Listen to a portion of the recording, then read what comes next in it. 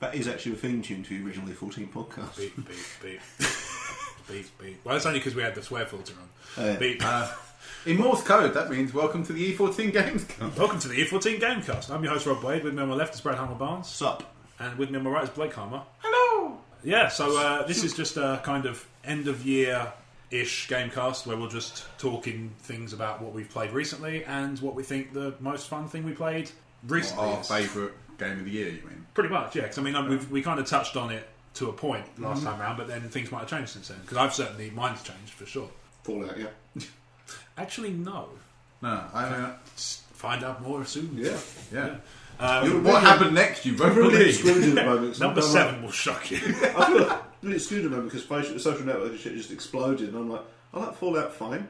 Yeah. It's alright. Yeah. Oh, I love the game, but it is kind of, obviously, you follow a lot of people who play games, so you're going to have got a lot of that. Yeah. I think need to I lock down got my douchebag collection. I got caught up with the hype Good of it, times, but eh? that is purely because I was wanting them to. I thought it's been way a long time since they announced the new Fallout. Yes. Yes. Bear in mind, I actually saw I was looking through, like the Facebook memories thing. Yeah. I actually saw this time 5 years ago. I was playing New Vegas. Okay. Yeah, so it's been a while. And that would have been brand new, probably even a review copy back when we used to do 14. I can't remember. Did you review New Vegas? I don't think I probably didn't actually, but I can't. Okay. So it wouldn't have been. I can't remember when it would have come out, but if I would have got it, but I would have been doing E14 stuff around that time for sure. Yeah. Because I remember I did review the DLC. Yeah, because I did see other things about, because I think I did get a review copy of Assassin's Creed 2 at the time. Yes, that sounds right. So Was Assassin's Creed 2 the same time as well, New it Vegas? it said something about playing lots of Assassin's Creed, and I thought 5 years ago, and I went, well, it probably would have been 2 because it can't have been 5 years ago. Well, no, if you think back, it's been annualised, isn't it? So. Yeah, but then I was thinking, well, it can't be. I thought the only other one I thought I would have got a review copy of would have been something like Revelations, Syndicate, which I wouldn't have got. That's not 5 years old. I did Revelations. The one before that. What was the one before that? Brotherhood. It was 2 Brotherhood, Revelations. I know I did Brotherhood. You did Revelations. Yeah, that's what I mean. There you go. So it was 2 Brotherhood, Revelations, 3 Black Flag, Unity, Syndicate. Yeah, so that sounds right. So it must have been 2 is all I can think of. Well, no, let's say. I don't have a clue what's going on. Talking about Assassin's Creed, it's Never played any. fine. I quite like Black Flag, that's all I've got. Okay, fair enough. That's fine. I mean, to be honest, that's most people's favourite. Black Flag is probably the best one. Yeah. Just because you get to be a pirate. I've got this Tony weird... Rollins, isn't it? No. It's not cheesy then. One annoying thing about it is I've got this weird compulsion where I can't play sequels until I've played the first one. Okay. Which has made Splinter Cell a bitch, because I haven't finished number 1 yet. Because now Oh I'm no, to 6. No one did. Bar Syndicate, which I haven't played, I have at least You played. played Bar Syndicate? Yeah. It's one of those tycoon games. Is it a sequel to Root Beer Tapper? Yeah. Still set in the future where you got... Yeah. Fuck. I'll hack into your brain and get you drunk. Bar Syndicate. Yeah, Welcome to Bar, Comedy Podcast Simulator. yeah. Bar the most recent one, I have played and completed all the Assassin's Creed. Okay. So. Yeah. I haven't picked up Syndicate. Obviously, I haven't platinumed, and I'm not that no. desperate. But Yeah. They don't really... The concept doesn't really grab me. Stealth is not one of your It's not my favourite favourite things. thing. No. I'm not a huge fan of stealth. Yes, I've played a lot of stealth. I've seen bits and pieces. I think the world building behind it looks really cool, but the actual game itself, I don't think would engage me. Okay, yeah. Unless you're like Crouch and you just walk around the streets of Paris with a fucking blunderbuss on your back and just clobber random pedestrians. There's a lot of things that Crouch does, also in the game. Yeah, but you don't need the game to do that. The rest of his joke has been removed for the interests of good taste. Yeah. Yeah. Yeah. What have you been playing recently, Brad? What I've been playing recently? Oh, I've checked my list. Alright. I'm still playing Uprising on my phone. I'm terrible at it. Okay. I played This War of Mine on my phone. I'm terrible at it. What do you think? I've not played the PC version, so I'm only going on the iOS adaptation. It plays fine on phone. It's harrowing in a way that only something like The Walking Dead is. Yeah, it's horrible. It really is. Feels heavy. Yeah, or just the things you find yourself doing in the interest of surviving is it's quite an emotionally hard-hitting game. Yeah. It's like a $5 on iOS. It's definitely worth a $5 for sure. Yeah. That's what I paid for it.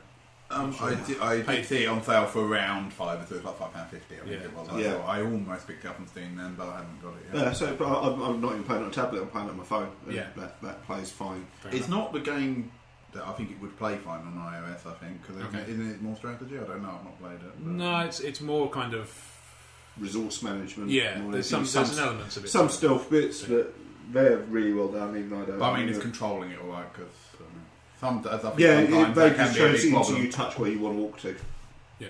Okay. Rather than, I presume it's. So I mean, some games moving to iOS like FTL, I think is perfect. I don't think FTL would work perfectly on that. I'm amazed there's no sign of Convoy yet because that seems well suited as well. Yeah, it's got to be coming. I would think so. Was it actually the same developer as FTL? No. Obviously, I know Door Kickers is an iOS. Door Kickers is an iOS. I've not tried that. I know my dad's bought it, but I've not. The only thing I know about Door Kickers is that if it's hopefully they've done a bit more since I last played it because while I like it on PC, I thought it was sometimes it's a bit fiddly, and I thought it might become fiddly on iOS, even though it should be simple of just drawing a line. Yeah, you'd hope. Yeah. We played the Elder Sign iOS games while we were on holiday. We took that with us. And how are you finding that? I really like it actually. It's pretty much a straight adaptation of it's pretty fun, of the dice game. I actually found that some of the rules, because I played the board game before I played the iOS game, and I actually found that some of the rules made more sense after I played the iOS game. Yes. There's certain ones that I'm like, oh, I see, that's how you're supposed to use that rule. It's like, okay, I got it. Right. No, I think the implementation of it is great visually. It's the artwork of the game, which is great anyway. No, it plays really, really well. Me and my wife played it with something you just locked into 4 characters, so we just took 2 each. Around, that worked fine while we were on holiday. We managed to complete all the base sets. We'll probably pick up one of the expansions. Oh, cool. I haven't managed to do that yet. No, it's I've only finished one. I've beaten one great old one out of the base set. Yeah. All the other ones. Probably. Possibly. Yeah. One of the easier ones for sure. I'm not 100% sure if it's Yig or the one up from that, but because I tend to choose them at random rather than playing, crack easy and then move up. I've been sort of just. Most of the time I play the easy one, and then occasionally I'll go, I'll try a hard one, and try a medium one, or whatever. Yeah. I'll try a hard one. Tabletop-wise, revisited Thunderbolt Apache Leader, which is one of my favourite one-player games, which is a hypothetical modern war situation. The idea is you've got a military base with some Thunderbolts and some Apaches and some older stuff like an AC-130 or a Cobra as well. And you have one little map up in the top right hand corner that shows the enemy advancing towards your base. Right. And each day you've got to fly a certain number of missions to try and push them back or wipe them off before your base gets overrun. Yeah. It's one of those, the AI behind it is just so simple but really so fun and easy as well. And it's super satisfying when you get some decent explosions as well. It's even nice, like it's for standard war game style chits, but you'll have like a picture of a battalion of tanks of the enemy, and when you blow them up, you flip them over and there's a blown up picture of the back of the card. That's nice. Little touches like that make a big difference. It's satisfying as shit. Played the X-Wing a few times recently, testing out some of the new ships. So I got the K-Wing, which was which is in the Black Fleet Crisis trilogy. Good lord! I presume the next wave is going to come with a barrel scraper. I think they've probably run theirs out. The K-Wing flies fine. It's like a weird kind of fighter bomber, really, but it's got because it's huge, isn't it, compared to the others? It's not as big as the big ships like the Falcon was like one, but it is the larger of the standard base size ones for sure. It's got a lot of hard points. If you're the sort of player who likes maxing out all the enhancements, you can put on a ship. The K-Wing's a lot of fun. Have you tried that new one yet? The actual scenario one? Not yet. No, I have played. I've played around with it. I haven't played a full game. Also played around with the Houndstooth, which is boss ship. Yes, that's huge. He's big. Yeah. So it's the same size base as the Falcon, or the Slave One. Yeah. But it just looks big on the table. It must get lonely on that ship if you're boss. Yeah. Do you know what I mean? Like, you're one bloke and you're just like, I've reset all the stuff and repaired everything. Have they done any of the other bounty hunters? IG-88's out, obviously Boba Fett's out. Yeah. That's it. Have they done Dengar yet? Not yet. I believe he's announced though. I think he has been announced. I think he might be if the not next for that, series. then something else. Yeah, I haven't got IG-88 ship yet. Houndstooth is great fun because you remember in the books he also had the Nashta Pup, which was like an ejector ship you come out with. If the Houndstooth gets blown up, you can fire a Z95 out the back of it, and boss can continue flying the Z95 around. It's like playing with Thunderbird 4. Yeah, I suppose so. Yeah. The Houndstooth is a lot of fun because it's Bosk as well. Well, sure, yeah. The Scum and Villainy stuff always kind of looks like fun. It does look cool. I'm kind of interested to see how they're going to do it. I'm wondering if they're going to do a Scum and Villainy faction for Armada. It would make sense. Yeah, but then at the same time, cartel or something could be but then at the same time, there's not really anything in the way of depth in terms of explanation of the type of ships they might have. No, it's true. You're going to have to new stuff. You're going to have to come which up is with cool because, like the Imperial Raider was designed for X-Wing. Yeah. It was a totally new thing, and that's kind of cool. Yeah, it's cool. Yeah. If it weren't for the fact that Cannon probably did something to it, they could have made Vong ships, for example, if they wanted to make bigger ships. I mean. Yeah, I think. I mean, it's unlikely they'll do it. It is unlikely. When X-Wing first came out, they were very much focused on the original trilogy era. Yeah. And they weren't really going much in either direction. You're getting a bit more creep with that now, because obviously the Ghost from Rebels is coming out for X-Wing. I wonder if that does kind of cross over. Yeah. But it will be weird having Han and the Ghost flying together, I guess. I wonder if it has to do with just the sheer success of X-Wing, because I don't know if they'll. I honestly believe X-Wing has done more for miniatures gaming than any other line. Certainly in a long time. Because you don't get any other miniatures game system in branches of Waterstones. True. Very true. X-Wing, it was just beyond anything, and it's done more to bring. It's done more to bring tabletop games forward than anything like possibly even comparable to Warhammer. Yeah, I think it's certainly in a long time. Yeah, absolutely. I think that's great. You know, absolutely, it's brilliant. It's like you said, you can go into Waterstones and buy a set. I've heard people who would never come to a gaming night or go to a gaming club. People I haven't seen in years, I went to uni with, messaging me saying, "Thinking about X-Wing, you think it's worth getting?" And that's the kind of reach it has. And then you just go, "No." No, just get Armada, mate. Grow up. Also been playing the AVP with this game, which is fun. It's it took a couple of read-throughs and a couple of games with rules to really click, because as written, there's some really odd stuff in there. Is it wording or just rules? I think just odd. It plays better than it reads. Okay, for sure. I've got a few games up there. The minis are great. Once you get into the swing of it, it basically plays like AVP HeroClix, which is... Those are two things I like. The models are absolutely brilliant as well. I've just had a batch of those. It's quite fast-paced. So I see what the new stuff does. Yes. You played it? I can't remember if I couldn't remember if I played it with you or not. No. I'd like to play it. You played with Crouch, right? It. Yes. Yeah. I played Crouch and my dad this week. Yes. Yeah, remember Crouch, kids? Go Eva! I just had the Ghostbusters game turn up at the time of recording. Okay. It looks super simple, but in the best way. It's not targeted at grognards or hardcore gamers. It's targeted at Ghostbusters fans, and I think it's going to be goofy fun. As long as it's fun, I thought it. Yeah, I think I don't even care if it's not. Even... That's what gets me. I get people saying, "Oh, it's not got the same sense of humour. It seems zany and stupid compared to the sense of movie." I'm like, what fucking movie were you watching? Yeah, because I was watching Ghostbusters. I remember on a similar note, there was a interview with Kevin Smith, and he's talking about working with Bruce Willis, and he said that Bruce Willis was complaining about the script of Die Hard 4 at one point because he said it was too goofy and it wasn't in the spirit of Die Hard, and he was like, I thought Die Hard was fucking hilarious, but I'm not going to argue because it's Bruce Willis. Yeah. If people seem to think, it was a really deadpan and serious style of in Ghostbusters. In Ghostbusters? Yeah, exactly. Are you fucking serious? That's a big Twinkie. Sadly, yes. Yeah. Bill Murray was deadpan in it. Yeah. The rest of it was not. No, quite. Is this true? Yes, it's true. Yeah. This was your deadpan. They're like making out like it's some deadpan Napoleon Dynamite style indie comedy. I think it comes with and those sort of movies do not have giant killer marshmallows smashing up New York. And maybe I'd watch Napoleon Dynamite again if it did, because fuck that movie. I thought. I've never watched it. I know it's very Marmite from what people tell me about it. Yeah. Literally, it's made of beef extract. True story. Unlike salmon. Yeah. Callback to another thing. Call the grass. Please don't do that often.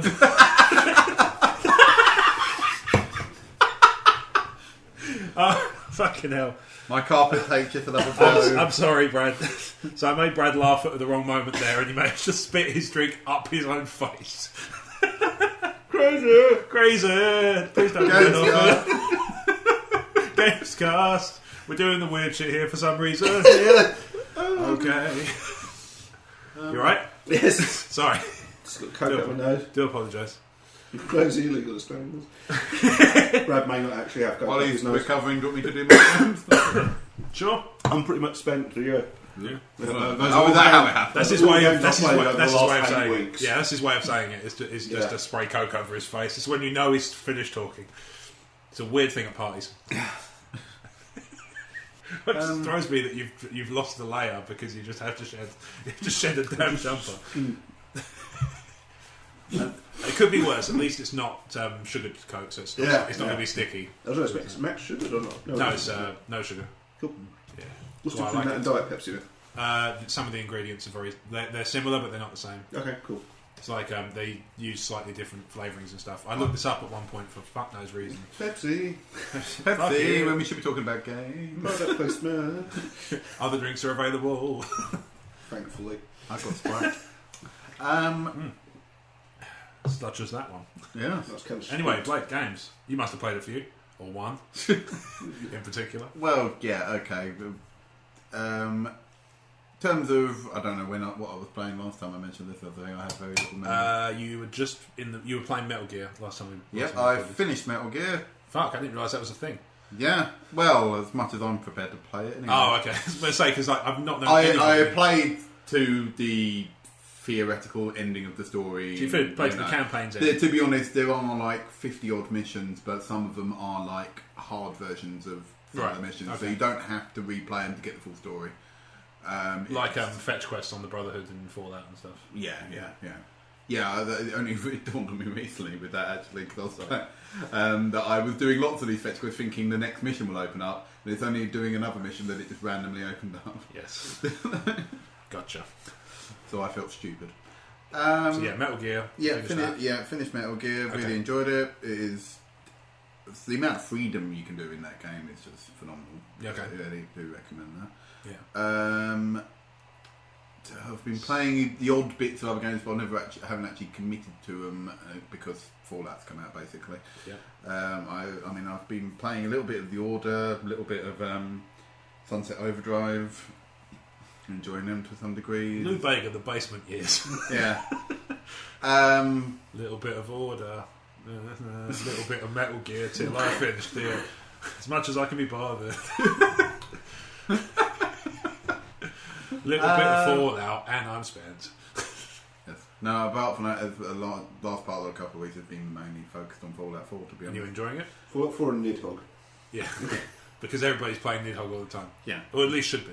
Yeah. Fucking love that game. It's so much fun. Let's go play it now. Bye. Picks up 90s. Yeah.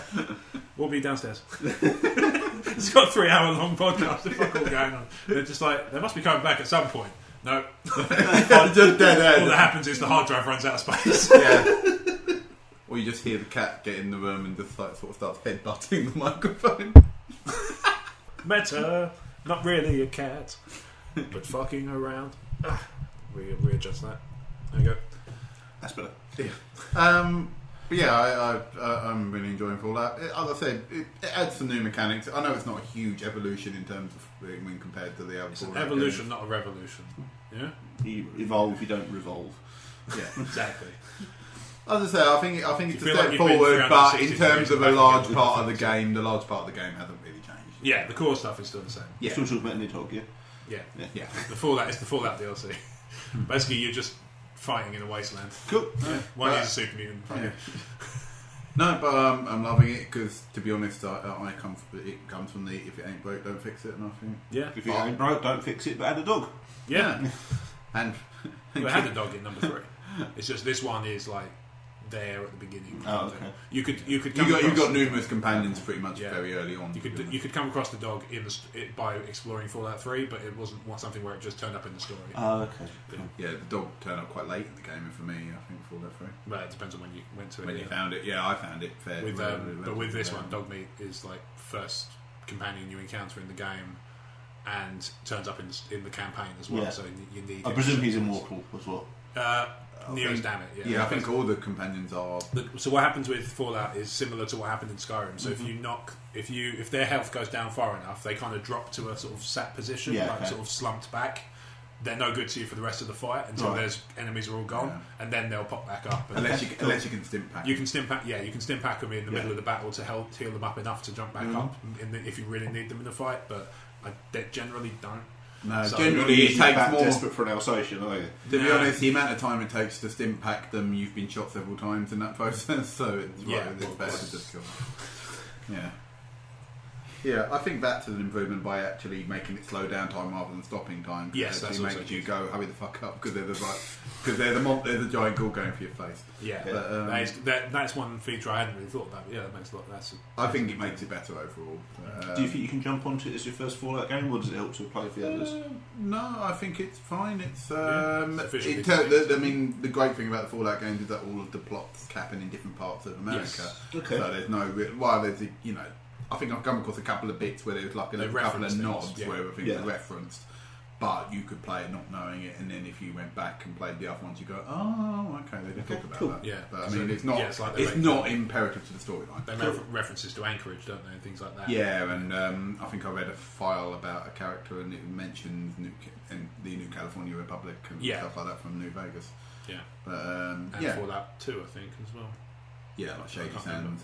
Ron Perlman did the narration? No, actually, they give it to the. It's got full voice narration for basically one male, one female, depending on which gender you choose at the beginning, and it just does it in his voice because it's relevant to his story. Okay, so they kind of do the whole war never changes thing, but it's not him. It's not Ron Perlman just spliced in for no reason. It's the guy who actually you're controlling in the story who's been fleshed out as a character. I assume that maybe you'll do the end credits. Maybe, yeah. Didn't think you were going to get away without me, did you? Yeah. Or he just turns up in the game and goes, "Hello, I'm Ron Perlman. Oh, I'm here." The ultimate irony, he's the only one who survives. No, I think the biggest irony was that they were filming the voice recordings for Fallout and Call of Duty on the same day, and unfortunately he did Call of Duty. Yes, he did, yeah. He just walked into the wrong room then, didn't he? Yeah. War never changes. That's not the line we had for you, Ron. Oh, really? Okay. This game and he finishes it off, and then he walks out, looks back at the door and goes, "Oh, shit!" Yeah. But it's 5 o'clock now. But seriously, Call of Duty doesn't ever change. It's Call of Duty. Call of Duty doesn't change in any meaningful way. But you're still going to buy it. I probably will. Mainly when it comes down in price, I don't tend to pay full price for Call of Duty. Apart from that, that pretty much been the big games I've been playing at the moment. I'm looking. Obviously, I've sort of decided to not buy anything else because of Christmas, obviously. But I obviously would like stupid Jesus interfering with gaming. But obviously, bloody birthdays. Things like the new Assassin's Creed, Battlefront. I like the look of Battlefront. From what I've heard, it's stunning to look at. It's really fun. The sounds and music are amazing, but there's not a lot there in terms of variety of different game mechanics. The normal Brad thing, which was it does look fun, but it's the Battle of Hoth and Luke's got a green lightsaber. Lizard brain engage. Why work so hard and then fuck that up? I don't think it's meant to be canon. No, there's enough going on in that game for it. How hard would it have been to get him the blue lightsaber? Well, I suppose. There was a Judge Dredd game on PS2 Yeah. that came with one of the mini games was it was a block war. Okay. And you were a rioter in a block, and it was just do as much damage as you can. Stand up against Dredd.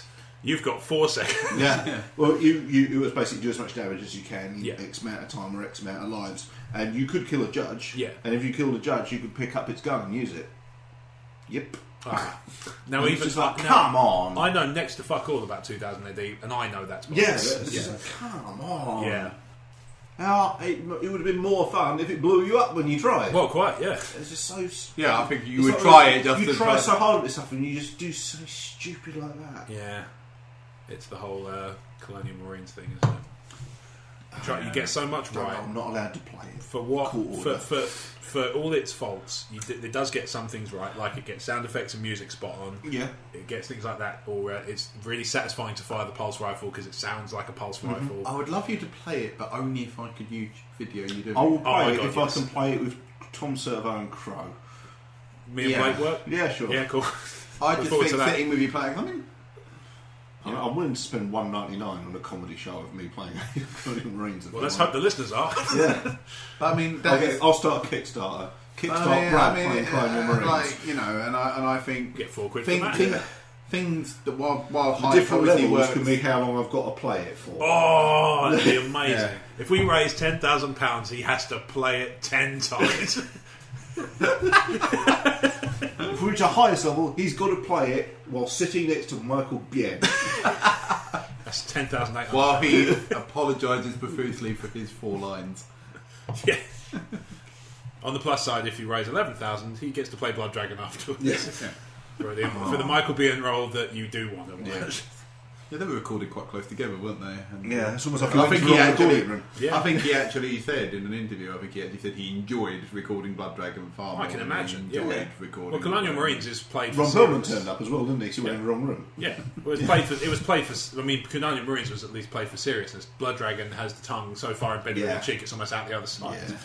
What are we talking about? What games are you gaming, Rob? So I've been playing a lot of Fallout. I'm up to about 30 and a bit hours. I think level. Okay, I suppose I've done about 27, 28. Of the people I know, I seem to be the highest level because I've just level 26. Oh, I've just hit 25. Okay, so you're just behind me. I mean, all my friends at work are like, oh, you know, I've been playing a fair bit over level 15. I'm like, that's adorable. Level 25. I'm like, fuck. Fallout 4. Yeah. I mean, yes, I thought it was going to be a situation like at school. How many pancakes did you have? I had 40. Yeah. I had 48 with the Johnny on the end. Friday I'd done about 25 hours, and I played it for a good, probably about 5 hours yesterday. So I probably got a bit of a low down. The first time this year that this has ever happened, and it's weird because you'd think, knowing me as you do, this would have happened before. This was the first time I ever took time off work with a game coming out, with the idea of I'll get as much time playing this as I possibly can. First time I've ever done it. Really? Yeah. Even I've done that. Yeah, it's weird because it's the first time for me. I just had annual leave left to use. Jen had already been on holiday, so she had none left to use for her, for not enough for a week. Yeah. So I went to work on the Monday and then took the Tuesday to Friday off to play Fallout. Did you see the news? I suspect it was a PR spin on behalf of Bethesda, but Pornhub's traffic dropped for day Fallout 4. I think if you're a true multitasker, you can do both. Yep. What with tablets being a thing. Yeah. Remember I was saying this, I like stuff on tablets tablets like you can do. Mirror. Yeah, you know, like I was saying about I like stuff on tablets you can do with one hand. Yeah. Done. Pornhub. But it's handy, really, so to speak. Yeah, so I took some time off to play Fallout 4. I actually only spent half of the 4 days playing Fallout. The other 2 were spent doing podcast videos and stuff just to get. Well, that's what I felt. That's how much we love you. That's how much I love you. Is I dipped into Fallout time for you guys. Yeah. So the least you can do is share this podcast, fuckers. Yeah. I was sorting out the living room for the carpet, so even when I wanted to be playing Fallout, I couldn't. I had to do other more important things. Yeah, life gets in the way. Mine turned up at 2 o'clock on Tuesday. Mine turns up at 2 o'clock on Tuesday afternoon. By the time it had turned up, I'd already started doing editing, and I thought, well, I'm on a roll now, so I might as well just carry on. That carried on until late Wednesday. Oh no. I kicked myself. You are a perfectionist. Well, I kicked myself because I went to Blue Water. I got there. I went straight after. all the time when I go to Blue Water. Yeah, I went. I dropped the cat off there. I went now. So I got there about just before 9, I think. And I went. Well, I thought it doesn't open until about 10. But I thought, well, I'll get some breakfast. So I had some breakfast. And then I thought, I'll have a walk around. And then apparently I didn't realise that, because I thought game opened at 10 there. Apparently no, it opens at 9. And I've been sitting there twiddling my thumbs for half an hour and not realising. Well, that's because you, for all your good points, are a pillock. Yeah. But that's why we love you. No, I swear I looked it up and it said 10. I just went, oh no, we I've looked up the Sunday time. I might have done it by accident. Riveting. Yeah, well, thrilling, I know. I played about 30 hours of Fallout, and I think it's one of the best games I've ever played. I think that everything they've tweaked is an improvement for the most part. There's loads of little things I like about it. Like there used to be this weird thing it did in the older games where if something was trying to get to you and you were below a level, it would have to find a staircase. Like even if there's a hole in the floor, it wouldn't do that. But like now ghouls and stuff drop out of holes in the ceiling. They crawl out of sofas, holes in the wall. Crawl out from behind sofas. Ghouls are a lot better. They spend their time as they're sort of sleeping until you stern near them, and then they all just spring up to life and stuff. It makes them a bit more. Sure. You're a bit more conscious of them, a bit more willing to sort of stay out of their way. Especially because some of them are actually dead. Yes, because you walk up to them and I'm like, oh no, I can't target with that. It must be dead. Yeah, exactly. They've done the thing where they've changed the way the rad scorpions used to just see you and then come scuttling towards you and just keep trying to get you go under the ground. Now they burrow, they come back up out of the ground. Okay. Again, everything's gotten harder basically. Mole rats do. A lot of things makes them scarier. A lot of things have got faster. Yes, they make them scarier. Ghouls are a lot faster. Makes them scarier, a bit more. You know, it makes you take care. You're not so frivolous with like, oh, I can fucking take this thing. Because like with a scorpion, if you could pick it off from a distance, you'd be fine. But it will burrow under the ground and then pop out from one side and try and shock you and stuff. And you're like, oh fuck. Death claws are still bastards. I've come across a couple of those just wandering around and fuck me. Yeah, I was the mission. You sound like you did it because the one where you're following Dogme. Yeah. Oh yeah. I was pissed off because I was following him. And I wasn't hardly any prepared because actually I thought. He was carrying a load of my shit and I actually wanted to go back and sort my shit out basically. Yeah. But he was like, no, you have to do this first. And I was like, oh, okay, I'll do it. The dog said that to you, didn't it? Yeah. I don't know what you've done to make him talk. But I was just walking along thinking that, and then fucking legendary Deathclaw. Oh shit! I don't know if on record I said dog makes a fucking stupid name for a dog. It is, but it's like having a pet fish called fish food. Yeah. It's lasted through, I think it was in the first Fallout game. It's from one of the earlier ones, and it's just a name that people find amusing, so they just left it in. So that made me go like that with me hiding behind a rock, shooting it repeatedly. I had a similar problem. It'd be great if you get to the end, it turns out Dogmeat's actually a central character and you're just a supporting role. Could be, yeah. There's a Dogmeat going, full throttle dog! So I was doing the same thing, following Dogmeat, and a Yaogwai comes out, which is like a big fuck off bear thing. Oh yeah, I fought one of them as well. Like a mutant bear, and then I'm fighting that. And then out of the corner of my eye, this fucking great claw comes along, and this death claw starts twatting the Yaogwai. I was like, whoever wins this, I lose. So I have to wait for them to finish pulping each other. Oh no, I killed the death claw, and then I walked sort of like a little while along, and then the Yaogwai came from behind a tree. Oh, nice. So I was like, So I had. So basically, same thing happened to me, but we were expending more of my ammunition and crying. Yeah. Well, I don't cry at those games. Just I know they can't hurt me anymore. No. Well, no, they're dead. But yeah, there's loads of stuff I like about it. I haven't really got into the crafting side, the settlement building stuff, but I imagine that if I were to get into it, I'd get very go at building a basic house, and then I was a bit like, I'm bored now. Yeah, pretty much. I built myself a house to store all my shit, and that's about all I've needed so far. And then to be honest, I realised I never used it, because I built a load of beds in it and storage stuff. And then I realised, because I always teleported to where all the craft stations were, I just put a bit of luggage in there. And fair enough. And then in terms of other games, I finished Arkham Origins since last time we recorded, the third Batman game, which is the last one they did on PS3 and Xbox 360. It was good. It was fine. Yeah. I think it's one of those ones where if you play it too soon after Arkham City, you probably won't enjoy it as much because it's a perfectly good game, but it's too similar. Okay. It's like you have to play them with a decent gap, I think, because they are very similar. What is the concept? So the object is Black Mask has put out a contract on Batman's life, and you're having to dodge. This is a prequel to Arkham Asylum. Yes, it's like very early in Batman's. So you're constantly having to sort of, as you're running around the map, you're running into people like Deathstroke, Bane, Copperhead, who they've reimagined as like a kind of like an acrobatic girl rather than the sort of snake-haired fella. Which is, to be honest, it's a perfectly good change. Yeah, no issue with it really. You face Firefly at one point, so they're starting to kind of they're building a mix of good characters and a little bit of like, we don't want to use these ones. Because people like Two-Face aren't about. I quite like the twist. And actually, if I could say one great thing about Arkham Origins and with Arkham Knight, is that the twists that occur in the game never got into the media.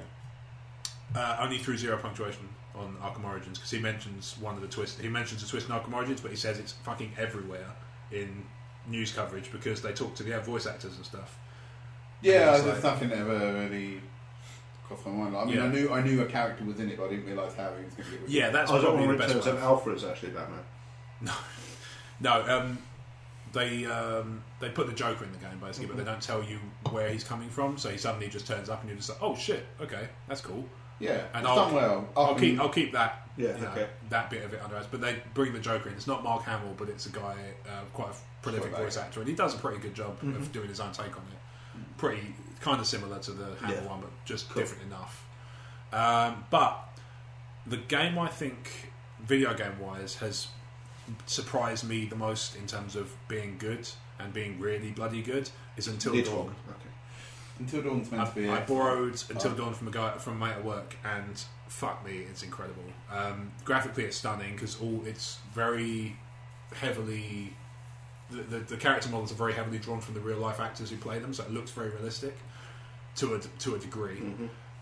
It's one of the first horror games I've played, rather than watching somebody else play, which is consistently making me tense, making me jump. Sure. I will say, as an aside, I'm never playing a scary game with Jen in the room ever again, because the way I play scary games is I'm constantly like, my sort of, I'm tense and my chest is a bit like, oh, blimey, I don't like this. Yeah, like, the whole of Dead Space, I'm just like, I don't want to go, I don't want to walk forwards, I don't Why want to doing this? I don't want to pick it up, but at the same time, this is compelling. That's the thing, I got all the Dead Space games, I've never felt the need to play them. I've only played as far as like about 2/3 of the way through the first one, I think, and I got to a point where I'd saved myself into a corner where I couldn't get out of. It sounded like a boss fight. I think I did that with the Wii one actually. Yeah, I had a boss fight that I couldn't beat. No ammo. Until Dawn does that. It's got really clever story writing. It's got that sort of branching path stuff, and it will actually tell you at the end of the game when you look back on it where you could have got a different ending by doing certain things differently. So you can actually go back next time and revisit those things and make those changes. It's basically a slasher version of Heavy Rain. Yeah, pretty much. It looks good. Well, I said to Brad about this. I said you'd probably like it based on Heavy Rain because it looks amazing. It's really a clever story and the controls are. But it also goes for from what I've seen of it looks like it goes for the traditional 80s slasher movie type. Very much so. Okay. So it does play to tropes in areas, but in a good way. Anyway, so when I play horror games, I sit there and I'm tense, and if something makes me jump, I sort of go, yeah. And the most I'll do, vocally, is that kind of, yeah. I'm not like a scream person or anything like that. When I'm playing with Jen next to me, what happens is I go, because I have to turn around because she's suddenly gone, ah! And so I react to the game, and I have to react to that. Did she scream then? Yeah, oh God, constantly. And sometimes not even at bits that were fucking scary. Not even when I'm playing. Yeah. She won't shut up. Just at dinner, she's just like, ah! Just let me go, I want to go home. Yes, you can't keep me here. Yes. I did make myself jump at a bit of Fallout recently, but that wasn't the fault of the game itself, because it's not really that jumpy. Okay. It was... You hadn't realised you were playing? No. I had a phone call. I think Dad rang me, so I paused the game, turned the sound off, and then had, I think, the FaceTime call. So I had the FaceTime call. And then I obviously turned the sound on and pressed start. But what I didn't realise was that because I thought I'd just gone up the stairway, I didn't realise. What I didn't know is that I was actually in a firefight, and the guy just came literally in my face with a baseball bat, just swing at my head. But literally, it was unpaused. And I was just like, pop up Ray the bitch. Yeah, it just made me go shit. Yeah, because I just wasn't expecting it. But Until Dawn is probably the game that has pleasantly surprised me the most in the games I've played recently, because it's just superb. And it's one of those games where most games like Heavy Rain, for example, has a branching path and storylines, but I've never gone back and played it again. Mainly because I've had a lot of games to clear through on backlog and so on, and stuff I haven't played before that I need to do first. But it's also down to the fact that I know I'll get different endings, but I'm not 100% sure I care enough to go back and try it. But with Until Dawn, I can really see myself, if I see the game cheap in a clearance or something later on. My friend said he'd lend it to me because he said it's a great game, but it's not worth the price. It's super expensive. Yeah, it's still like 40 quid. Really? Okay. Even though like games like that tend to drop. Watch Dogs is a £5 now, and I would say if you haven't got it and you've never played it, fucking pick it up, because that game's fun as fuck for a £5. So that's video games. I'm trying to think if there's anything else I've been playing. I played a bit of Game Dev Tycoon on Steam. Oh yeah, I've looked at that a couple of times. I've not actually played it. It was quite fun last night because I was making a game, and then I'd give Jen control of like pick a topic, now pick a genre, now select the name, and it would be like, let's do a prison adventure. It's like, fuck, this sounds dark. So she'd get to choose the style of the game, and she'd get to choose what kind of game it was. So I had things like, what was it? School RPG. That's just life, isn't it? Yeah. Between sort of 14 to 18, and it sucks, but it doesn't matter. Prison Adventure, Shanky McGee. Shanky McGee and the Buttfuckers. And then tabletop-wise, recently I've not really played that much in the way of variety. I've played a couple of games of HeroClix, which I've had a chance to use some of the pieces I've not used in ages, or have never used before, because they go in the box for consideration, and then I choose something else. Yeah. So I've had a few like that, and there's been some fun games out of that. But in terms of tabletop stuff, generally, that's been pretty much it. Apart from things like digital versions of tabletop games like Blood Bowl and that sort of thing. Played a little bit of that, but most of the time it's been Fallout. And I played a bit of Blood Bowl 2, actually. Oh, you did? How was it? How it felt to me is it felt very similar to Blood Bowl 1. It's not a huge leap gameplay wise. Okay. Graphics are nicer, obviously, so it has moved forward there. If anything, I felt like it might just be because I'm playing through the campaign and maybe they've given me slightly better stats, I don't know. Wow, okay, that'd be but it felt like I could actually do moves without turning over all the fucking time. Yeah, well, that's one thing which I thought made it slightly fun, because it felt like any strategy I had could work rather than it always bailing. That is nice to know. Yeah, you can go into a game going, any strategy I choose might work. Yeah. Because one thing I hate about the old Blood Bowl is it felt like you just turned over all the time. Fucking nails. It was like, you'd have a bloke just kind of trip and die. I found that the guys catch the ball more often than not. Yeah. And I find that, yes, you can still overrun and trip. Sure. It does happen. But it feels like it's more geared towards success than failure, so it feels Which is definitely a change from the old one, because the old one was like, more geared towards would failure. you like your apothecary to fix this, skin knee? He murdered him. So how did he manage? At the same time, that's more in keeping with the original Blood Bowl. It is, but at the same time, it doesn't... Which had a 2000 AD black humour to it. It's... the animation for kicking him into the sideline and watching lots of people put the boot in on him is quite fun, actually. Yeah, the Blood Bowl moment that sticks in my mind was one of Blake's players running along the pitch, which turned into, this is the board game I'm talking about. Okay. Which is running along the pitch. The floor beneath him gave way into a pit trap. Yeah. At the bottom of the pit trap was a giant spring which catapulted him into the audience. And we rolled for it, and he landed in the opposing team's audience, who then had a riot around him and literally ripped him to shreds and killed him. And the best bit about that was every single thing that happened was actually in the rule book. Yeah, it was just a dice roll, wasn't it? Yeah. It was about 3 or 4 dice rolls, but it just made it thematically great. Yeah. No, I do miss some of the stuff like pit traps from the original Blood Bowl, because I do think they should put... Well, at least put rumours. Games Workshop are bringing it back. Yeah, there's a lot of rumours about that and Necromunda coming back. What, are they going to bring back those sort of rules, though? I would have thought so. I'd hope so. Well, if Age of Sigmar they're going to go to, maybe. Looks like Mordheim, Necromunda and Blood Bowl are coming back. In the current year... Well, Mordheim's recently become a... And in the current geek climate, they cannot afford to not do it the authentic original way. Yeah. Because, realistically, those are the people who are going to be buying it. It's the people who swear down... They swear every time they're done with Games Workshop, and then they buy the next thing that comes out. Well, they're done with Game Workshop until Space Hulk, and they're done with Games Workshop until Horus Heresy. And I think I know why they're bringing Blood Bowl back. Right, being very careful. So we're talking beyond the success of the computer games, kind of. I've got to be so careful here. Theoretically, if there were another games company that were making miniatures games that were a lot like some other Games Workshop properties, like, for example, they had a sci-fi miniatures war game, or, for example, they had quite a successful fantasy miniatures war game, or if, say, for example, they did have a board game that was about a futuristic speedball style type, futuristic violent sport type game that was proving quite successful theoretically, but none of these theoretical fantasy sci-fi or fantasy sci-fi sports type ball games were close enough that Games Workshop could actively take action against them.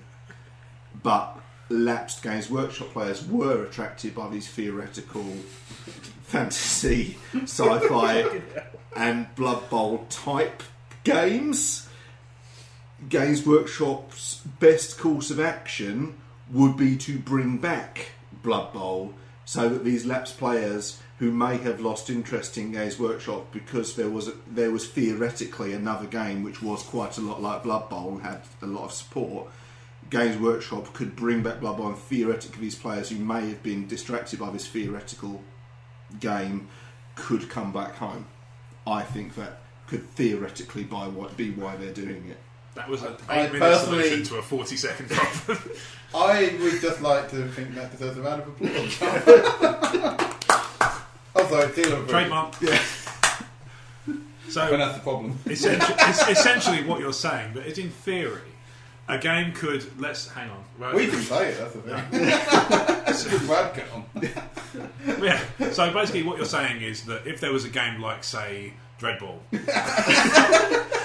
that was similar enough to Games Workshop that similar enough without being sue-worthy to appeal to the players who played Blood Bowl and are disappointed that it's not about anymore. Yeah. And maybe spend a lot of money on eBay buying teams that are difficult to get hold of nowadays.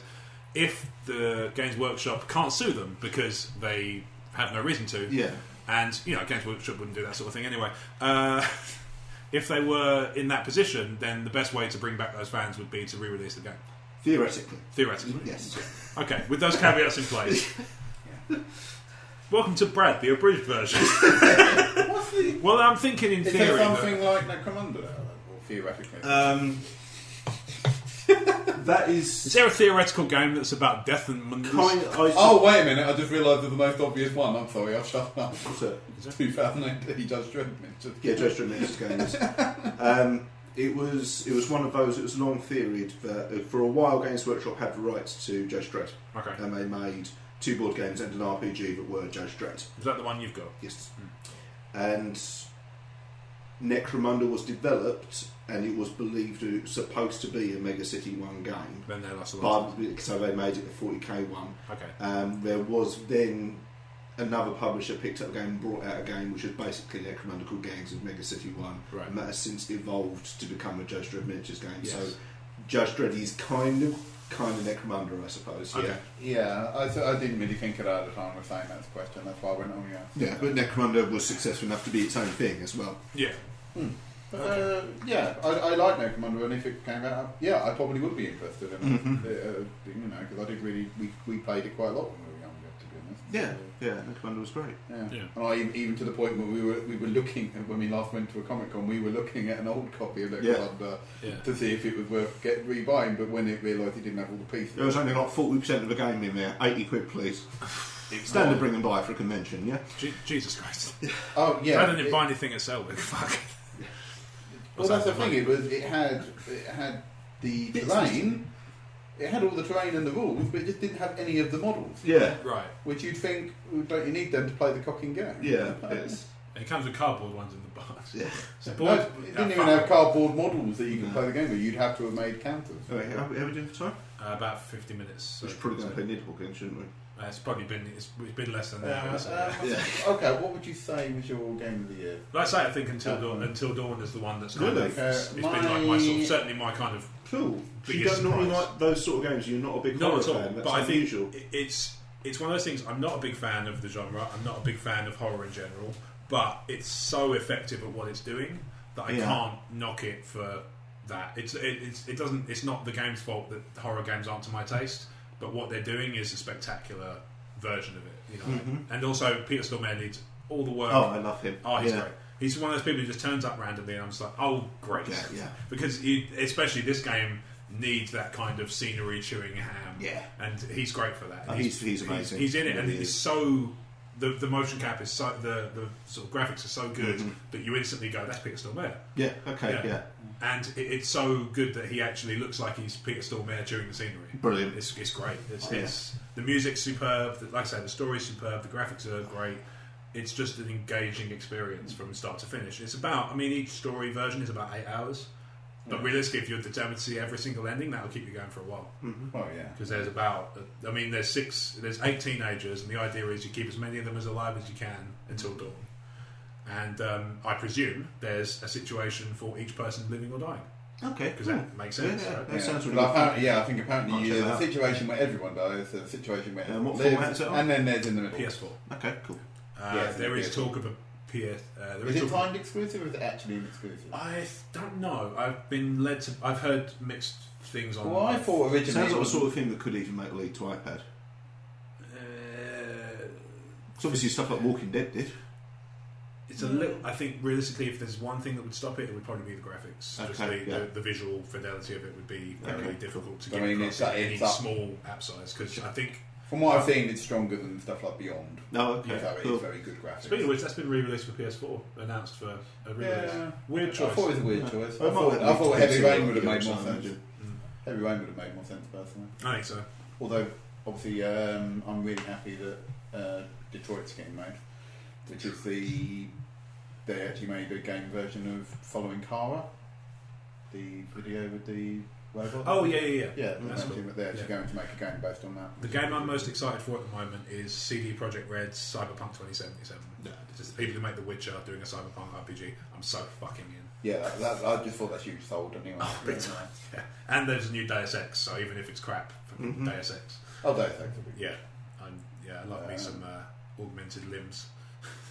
Also, but I mean, in terms of the big games that are coming out for Christmas, I haven't played them because I'm assuming I'm going to get them for Christmas, so I can't even talk about them. Like Halo, Tomb Raider. Halo's good fun. I've played about 3 or 4 missions. It seems a bit harder than previous iterations, but then I'm playing on the difficulty above standard. So, I normally play the way I always play games is I play it on normal. I mean, and then decide if you want to play it again, you play it on harder.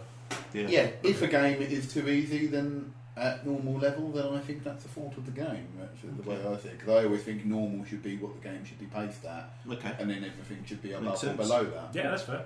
One thing I'd really like to. So I think if a game is too hard, looking at Bloodborne. I must say, even though I was thinking. No, actually, I almost named Bloodborne my game of the year. Because I was like Stockholm Syndrome, the game. I would totally understand that because even I'm not a Souls fan, but I really enjoyed what I played at Bloodborne. I thought it was really fun. Yeah, and I've actually recently picked up. If it can convert me, who generally doesn't like the Souls games, I haven't played any of the Souls games yet, but I've recently picked them both up because I'd like to have a go. Yeah. Because of Bloodborne. There is a Stockholm Syndrome thing there though, because the games are very, very similar. But Bloodborne's the first one where I played it and I'm just like, I can see why this is fun. Sure. But the other ones I'm just like, no, this is hard for the sake of hard, and I don't think it's. I will try it again. I mean, if I was going to try the Souls game, if it makes me rage quit. Okay. What game are you looking forward to most next year? If Cyberpunk comes out, I mean that. But I don't know. Do you know? I don't really know what's coming out next year. From a tabletop perspective, it looks quiet. Okay. So this year has been massive for tabletop releases across the board. Yeah. Well, we've had Hero of Thought. Armada, Tiger Leader, Ghostbusters thing drop, Alien vs Predator. There's been massive titles dropping all year. The Predator card game was amazing. Is that because a lot of those are Kickstarters and Kickstarter things might be cyclical? Quite possibly. Yeah. Yeah, probably. The games fun things for me, because it always, again, it's felt weird that Microsoft have been managed to bring out all their exclusives in time for Christmas and Sony hasn't, which I thought was a big misstep on their part personally. Although they seem to be selling well, I don't think they care. I think both consoles are doing really well again. So. Yeah, that's what I mean. But I'm saying I don't think they, I think it's just odd. I heard a report the other day that said that PS4 had a 90% market share in Europe. If that's true, that's fucking incredible. PS4 sold stupidly well. Yeah, I mean, considering that the age-old argument, it's got no games. Yeah, but then at the same time, Xbox One sold really well compared to the 360. It's just PS4. It's weird that Xbox hasn't reported it incredibly well. Well, I mean, Xbox goes quiet for a long time and then goes, we've sold this many, and we're just like, oh, that's cool. But then they just kind of, there seems to be these gaps. I know plenty of people with one, the other, or both, so I know they must be doing well. I mean, I've got both now. Yeah.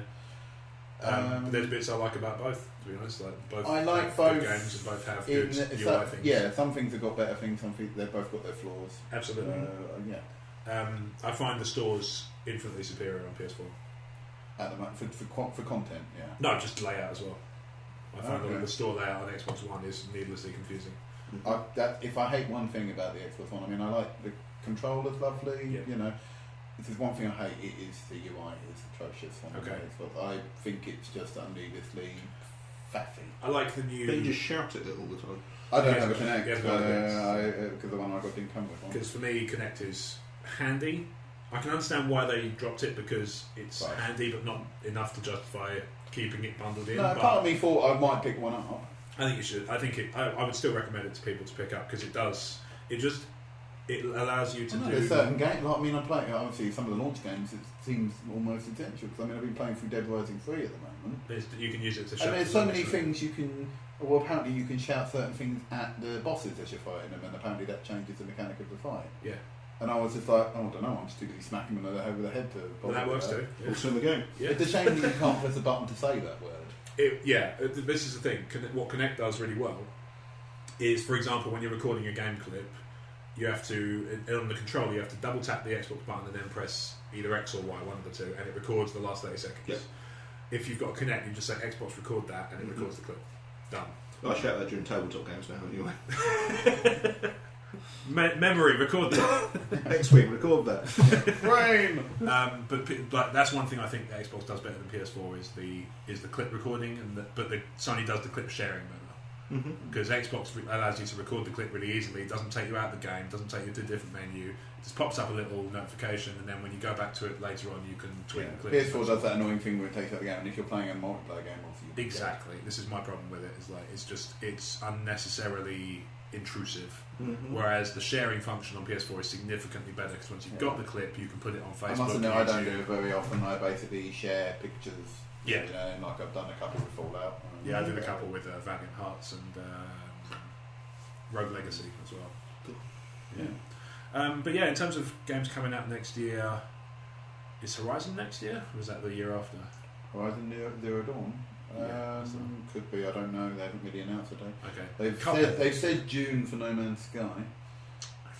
See, No Man's Sky, I love Hello Games, and Joe Danger's incredible, and I love it. I love that series. But what it looks interesting, but I'm worried the hype is going to every time they talk about it, it sounds bigger and more unwieldy, and it makes me uneasy as a player, when it sounds like I could never hope to get to all the stuff, because just what's the point? Like, why, if I can't 100% it ever, not to say that I 100% every game I play, but if I don't think I can physically do it before I bought the game, I won't bother. I won't even bother buying the game or even starting it, because what's the point? Because I have so many games to play. But I mean, if they treat it like a multiple planet version of Minecraft, it might be alright. That could be fun. Yeah, I think that's what they're trying to go for in a way. And they're sort of, you do what you want, but you're a space guy. You can go and fly, and you can just look at all the different planets, or you can just pitch on one if you wanted. But then when they say like, oh, you know, this has this many star systems, and in each star system is this many planets, and it's like you couldn't hope to explore it all. It's like, why would I bother then? It just puts me off. It makes me more reluctant to actually pick it up and play it, because I think it won't be as big as they're saying. Probably not. But the point is, if I mean, Minecraft is big, but it's not. It does have a limit.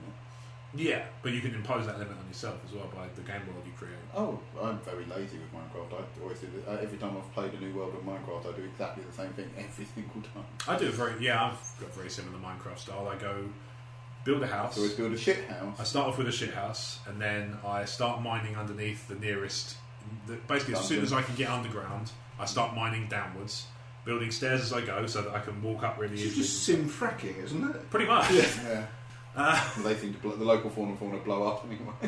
Exactly, we don't need our help. That's sort of the game. Yeah. But in terms of games, I'll probably just use next year as it stands now to just get through the backlog of some really cool stuff that came out this year. So I've still got Metal Gear, I've still got loads of stuff I picked up when I bought my Xbox One and PS4. Thief's End. Oh, Uncharted. Yeah, I'll probably pick that up. But that's one of those ones that I won't be desperate to get it straight away. Sure. No, it'd probably be day one for me, but that's because I love them. Yeah, well, I mean, I like them, but I came to the first three very late in the game. I think that was the thing. I sort of fell in love with the first one when the demo came out, and then I got the first game for Christmas, and then I was hooked ever since, to be honest. So, but then again, I went with Sony before I got 360. So But you've been through your 60 days now, so well done. over your Unchartedism or whatever the addiction is called. And on that note, Gamecast legal disclaimers: Blake is not addicted to any such substances. Certainly not. Except possibly you, Jet. Except possibly Fallout 4. So if you've enjoyed the Gamecast, thank you first for listening. If you've enjoyed it, you can find our full archive on iTunes and YouTube at Emotionally 14. You can find us on Facebook at Emotionally 14. You can find us on emotionally14.com. That's digits, not letters. We're on Feedburner with E14 presents -the Gamecast. We're at Emotionally 14 on Twitter. I'm at Rob Wade Vision. Blake's at Fucksake Blake. Brad's at Brad.Hammerbarnes on Instagram. You also do wargaming stuff. Suppressing-fire.com. That's the one. And yeah, that's all the plugs. Thanks for listening. Have a good Christmas. Hope you get some games. And then we can talk about those next time round. Or play Nidhogg. Or that too. Let's go do that. We can do both. Let's go do that.